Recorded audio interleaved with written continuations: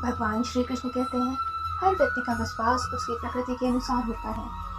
ये अर्जुन, हम दोनों ने कई जन्म लिए हैं, मुझे याद है, लेकिन तुम्हें नहीं। मन की गतिविधियों, होश, श्वास और भावनाओं के माध्यम से भगवान की शक्ति सदा तुम्हारे साथ है और लगातार तुम्हें बस एक साधना, एक साधन की तरह प्रयोग करके सभी कार्य कर रही है। जो हमेशा मेरा स्मरण या एक चित्त मन से मेरा पूजन करते हैं, मैं व्यक्तिगत रूप से उनके कल्याण का उत्तरदायित्व लेता हूँ।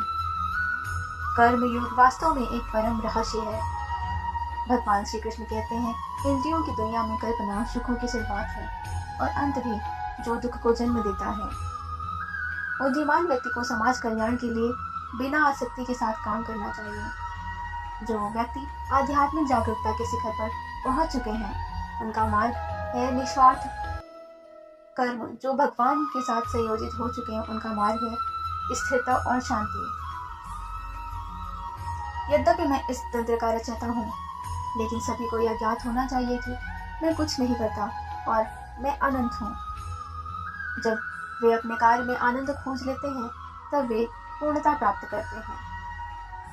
वह जो सभी इच्छाएं त्याग देता है, मैं और मेरा की लालसा और भावना से मुक्त हो जाता है, उसे शांति प्राप्त होती है। मेरे लिए ना कोई घृणित है, ना प्रिय, किंतु जो व्यक्ति भक्ति के साथ मेरी पूजा करते हैं, वो मेरे साथ हैं और मैं भी उनके साथ हूँ। भगवान कृष्ण कहते हैं, जो इस लोक में अपने काम की सफलता की कामना रखते हैं, वे देवताओं का पूजन करेंगे। मैं ऊष्मा देता हूँ, मैं वर्षा देता हूँ, मैं वर्षा रोकता भी हूँ, मैं अमृत भी हूँ और मैं मृत्यु भी हूँ।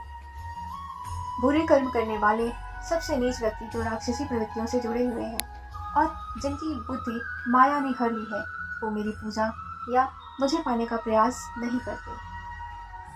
भगवान कृष्ण कहते हैं, वह जो इस ज्ञान में विश्वास नहीं रखते, मुझे प्राप्त किए बिना जन्म और मृत्यु के चक्र का अनुगमन करते रहते हैं। हे अर्जुन, मैं भूत, वर्तमान और भविष्य के सभी प्राणियों को जानता हूँ, किंतु वास्तविकता में कोई मुझे नहीं जानता। स्वर्ग प्राप्त करने और वहां कई वर्षों तक वास करने के पश्चात एक असफल योगी का पुनः एक पवित्र और समृद्ध कुटुंब में जन्म होता है। निर्माण केवल पहले से मौजूद चीजों का प्रेक्षण है। मैं सभी प्राणियों के हृदय में विद्यमान हूँ। ऐसा कुछ भी नहीं, चेतन या अचेतन, जो मेरे बिना अस्तित्व में हो सकता है। स्वार्थ से भरा कार्य इस दुनिया को कैद में रखने का। अपने जीवन में स्वार्थ को दूर रखें, बिना किसी व्यक्तिगत लाभ के।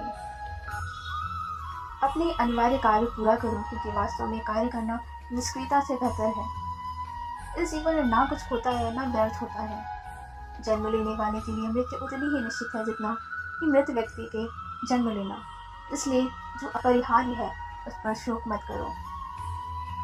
भगवान या परमात्मा की शांति उनके हाथ होती है, जिसके मन और आत्मा में एकाग्रता हो, जो इच्छा और क्रोध से मुक्त हो, जो अपनी खुद की आत्मा को सही मायने में जानता हो। भगवान कृष्ण कहते हैं, सभी अच्छे काम छोड़कर भगवान में पूर्ण रूप से समर्पित हो जाओ। मैं तुम्हें सभी पापों से मुक्त कर दूंगा।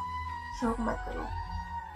किसी और का काम पूर्णता से करने से कहीं अच्छा है अपना काम भले ही अपूर्णता से करें।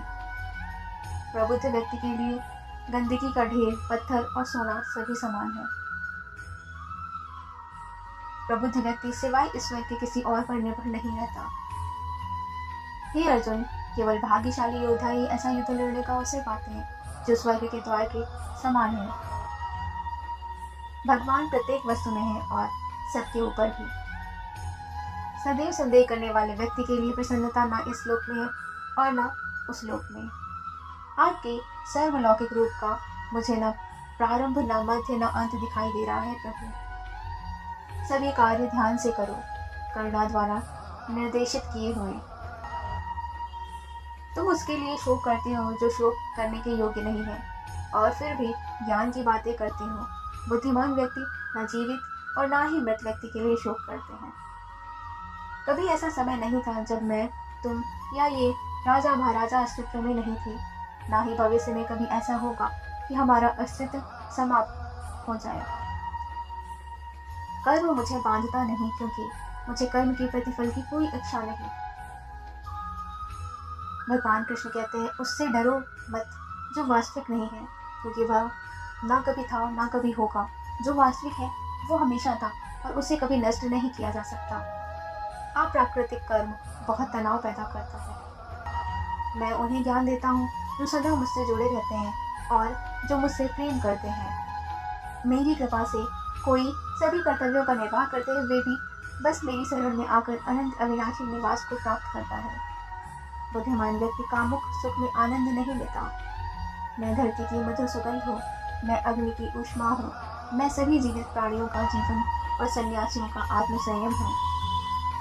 वह जो वास्तविकता में मेरे उत्कृष्ट जन्म और गतिविधियों को समझता है, वह शरीर त्यागने के बाद पुनः जन्म नहीं लेता और मेरे धाम को प्राप्त होता है।